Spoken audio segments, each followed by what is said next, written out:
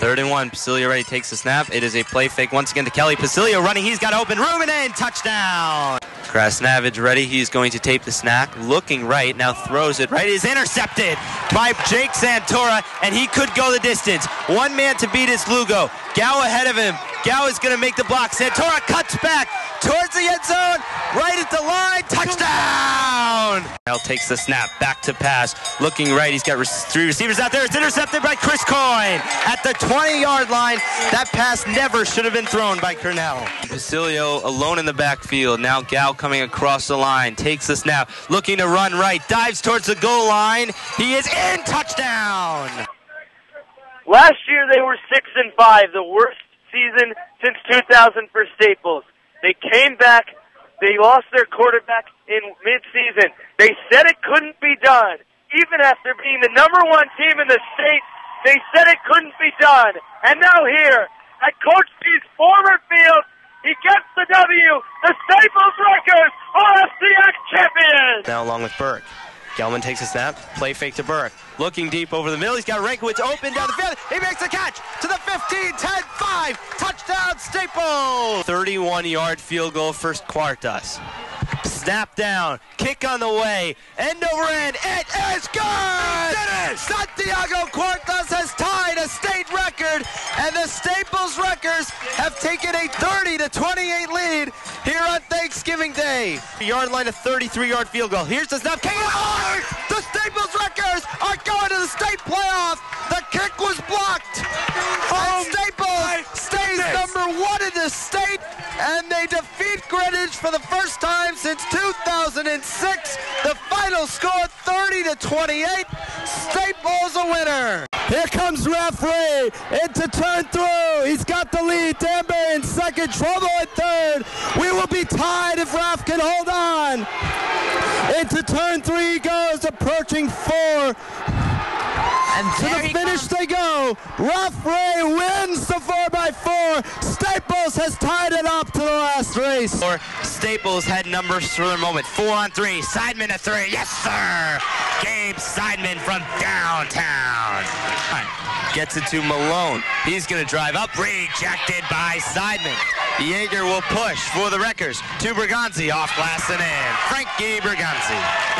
Crummins now. Hands off to his brother. Bedavinga 3 for the tie. Good in the foul.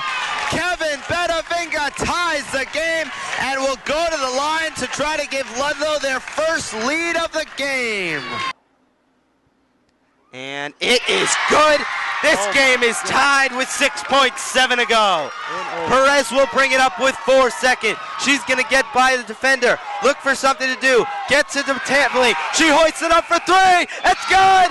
Do they say it? It's good. And the Manchester Indians beat Staples in overtime on a last-second shot. So there'll be a 1-2-2 cross. The pitch swung and grounded. Past third into left field, a base hit. Hennessy will score. Oppenheimer to third. It's an RBI single for Ryan Croft, and Staples is back on top of the FCAC championship game, 4-3. Mendelson looking to drive in. 2 Bears collide on him, and now he'll pull out. But then they break down the defense. He comes in and scores. Kyle Mendelson working that defense, being patient, then coming around and scoring Staples' 4th goal of this first quarter. Greenberg will give back to Kip Orban.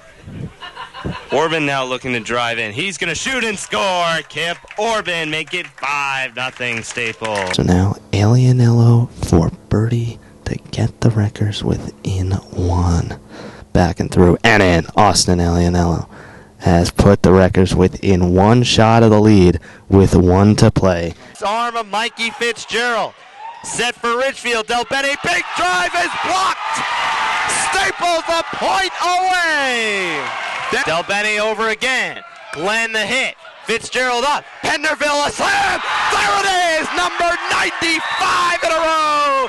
And the Wreckers win 3-1, 25-15 in game 4. That's your ball game. What a game. And they stand on their feet at Staples High School. Weisfeld serving for 100.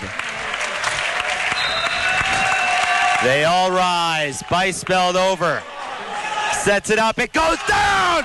And can you say 100? The Wreckers with their 100th consecutive win and another trip to the Class L state semifinals. Coach, talk about playing in front of this environment with all the students out supporting you. How cool is it for you guys to play in an atmosphere like this? Oh, we love it. We just love it. I mean, it's Friday afternoon. Everybody should be home and having a good time, but they're all here at Staples in the gym watching boys volleyball have a good time, and they're having a better time than we are. I told Austin the same thing. It seemed like you guys got off to a really good start, a little bit slow in the middle, and then a great finish.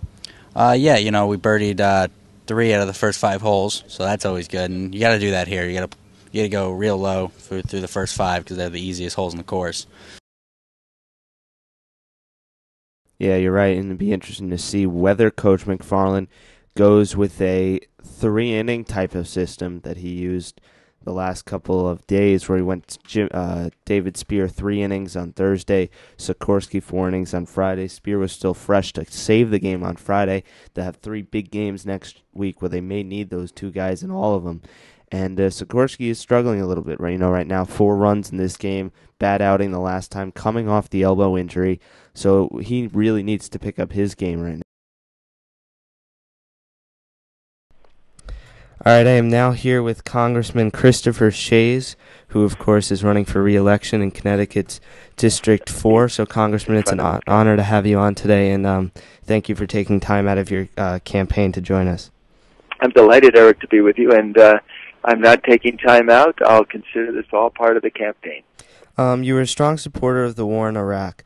Knowing what you know now, do you regret that support, and would you have handled the issue differently?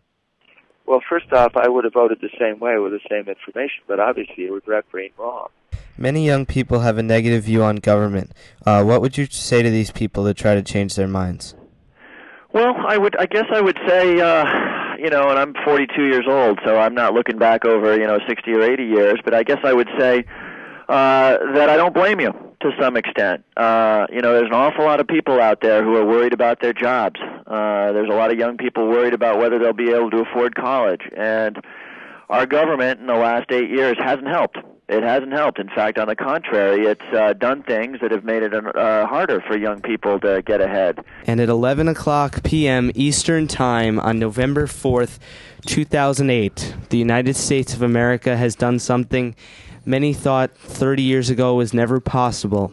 They have elected a man of African descent to be the next president of the United States. With wins in California, Washington, and Oregon, Barack Obama has officially been projected by MSNBC and CNN and all the other polls to become the next president of the United States. Hello, everyone, and welcome to On the Trail. I'm Eric Gallanty, and tonight the premiere broadcast of our series where we talk to many of the candidates on our ballot for Congress, Senate, governor, as well as many of the local elections down to state representative and state senator. Now, you mentioned health care. There's a couple big points about this. First of all, if you were to have to propose your own health care plan, any health care plan, what would that be?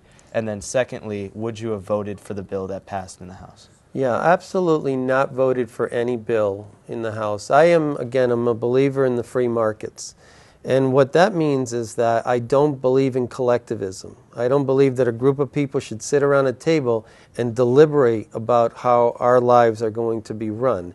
And so I think that the best answers in our country have been derived from the free market. Welcome back on the trail. I'm Eric Gallanty. We're now joined by Republican candidate for Congress, State Senator Dan DiBasella. Senator, thanks so much for coming on. First off, what are your thoughts on this issue? Should terrorists be read their Miranda rights? I do not believe that's necessary, specifically because I don't believe that we should be trying terrorists in civilian court. And you can catch On the Trail Tuesday nights at 7 p.m. up until Election Night 2010 exclusively on STN. For our entire crew, I'm Eric Gallanty. Good night.